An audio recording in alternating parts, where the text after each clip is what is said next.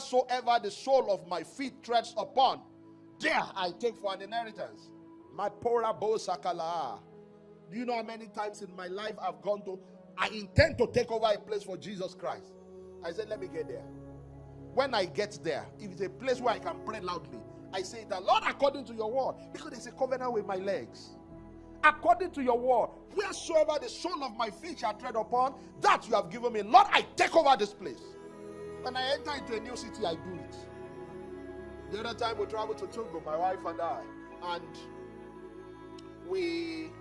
I understood that was close to Aflao. That's the border between Togo and Ghana. I'm like, I've not been to Ghana before. This was many years ago.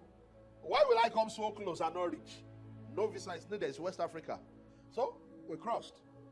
And when I got there, looked around, looked for a place where, I could pray very well. I removed my shoes to make a contact with the ground.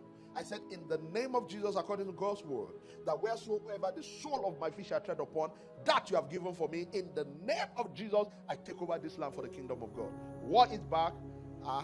And we were going back to Togo. Is that all? That is all. Is that all? That is all. There's a covenant with my leg. What kind of covenant? Where Jesus will not go, I will not go.